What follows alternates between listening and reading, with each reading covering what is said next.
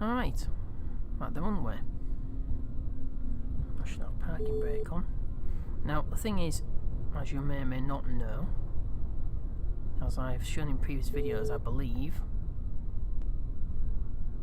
I have shown, while taxiing this aircraft, well, the previous version of this aircraft, this is a modified version. There are some problems with the runway. In fact, there are some pretty big problems. The first sort of gap between this section of the runway and the later section, there's a slight drop down.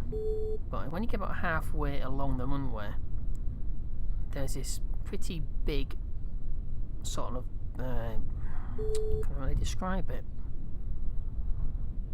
Like a physics bump. Yet there's no gap there. Visually there's nothing there. There's like an invisible wall.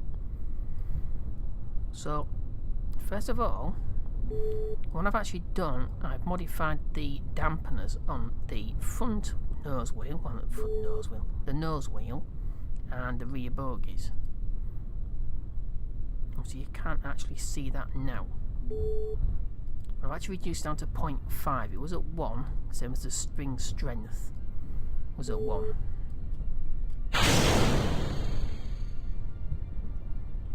Right. So spring strength was actually at 1.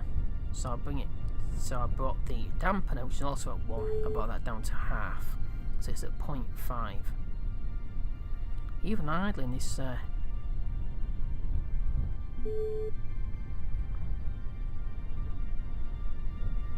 even idling, the motor is still able to push it along at quite a decent pace as well.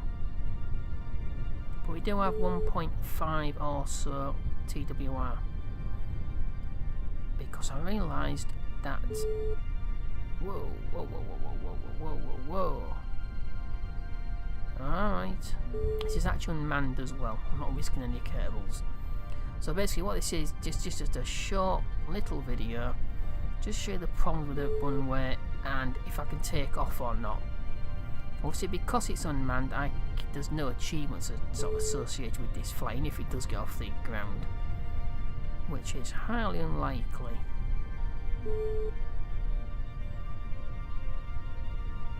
Okay, the way I boosted the, as I was saying, boosted the thrust to weight ratio from 1.2 or so up to what it is now, which is about 1.5.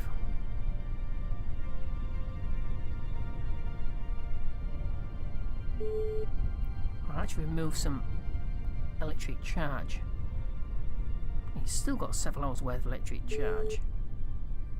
And because it's a jet engine, there is a alternator, which gives it basically more mileage charge than it actually uses. So it constantly, at least it should be charging the battery, although it's actually not. I actually thought it was charging the battery up, but obviously I've put a probe core on it now. Well, with the electric lights off, it's only doing 0.5, but then again, once I start spooling up the motor, it should start to want to get past this physics wall. I don't know where it is. I know it's somewhere halfway, but it's well past. No, we're not halfway, are we? Nowhere near. What are you talking about?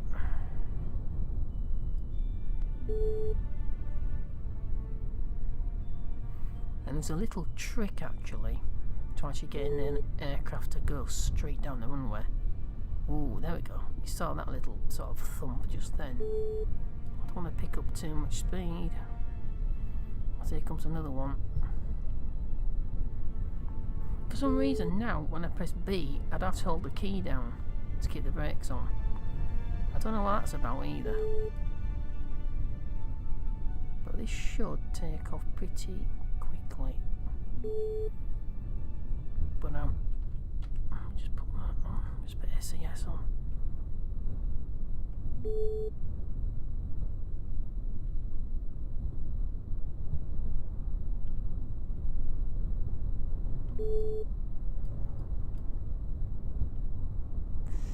I mean that taking off on such a larger aircraft probably won't have a problem.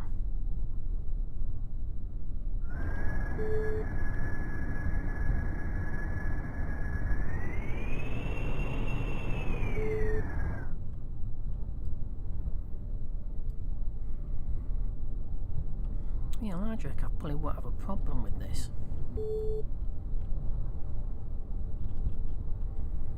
Also, I've noticed that the SS is rather eager.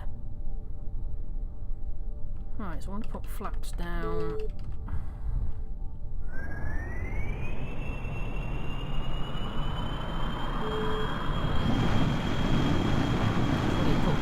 Yeah, I should have put the brakes on. Whoa! And that's the problem.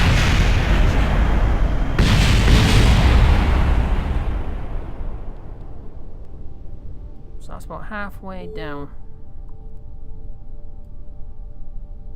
Now that is the problem with the current runway. That's a perfect example. There's no way. I mean, there's nothing visual there. It's exactly what I keep saying. There's nothing visual there at all. But it's about here. It's almost rather like. I think it's part of this tile, which somehow, because you can see this is a separate tile to this. Alright, well, what was that? Yeah, and you can see that. There we go. So that goes across there. So I'm thinking that's got something to do with it.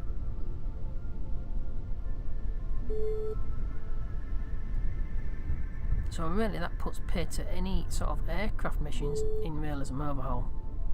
Now the thing is, I have for the past few days been trying to get Kerbal constructs to actually work with this particular install, but unfortunately it doesn't seem to want to. And I think I know why. It's because I've got something that's similar, it's just almost, well, practically does actually do the same job, and that's ground construction. And also extraplanetary launch pads does not exactly the same as ground construction, but not exactly without the same basic principle. You put a survey stake in with extraplanetary launch pads and you can build whatever you want there, as far as launch pads are concerned and runways. It's not too far away from being unlocked. I'm not too far away from unlocking that, so I think I'm going to wait. Do any more aircraft missions? Well, I've only done one yet. I have actually taken off once, but it was not on the runway, it was off on the grass.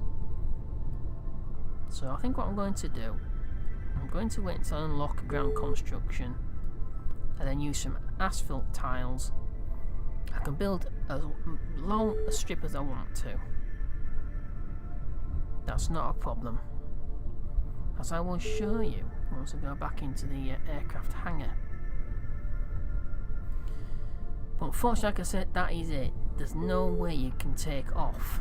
I mean, as you can see, you see the gap there, and you saw the gap here. That, firstly, is not long enough to take off, but there are no more after halfway. So if I came back to about there, as I said, the stupid thing is that I actually saw a gap and I did not. Yeah, I think the shortest span gap is the first one and the second one. The next one isn't until you reach the end of the runway, and I've no idea exactly if I can actually get over there. I'm ready to take a look. I can't see anything.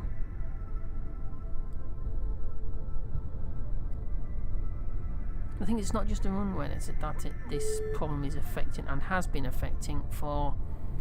It's been affecting the stock gain since about 1.0.5.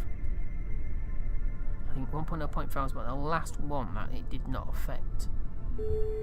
Obviously, with RSS, it's 10 times stock scale, so it's going to affect But that in itself, it's not that much of a big deal.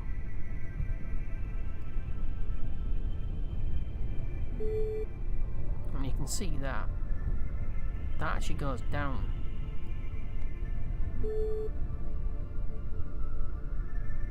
So where exactly was the first lump that I actually just...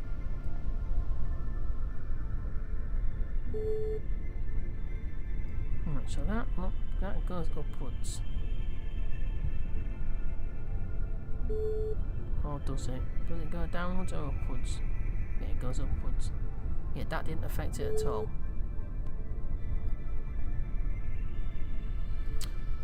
Right, so... I'll be perfectly honest, space planes are a waste of resources anyway. I'm going to say that, aren't I, suppose? But no, seriously, they are actually... That's why the space shuttle was actually retired.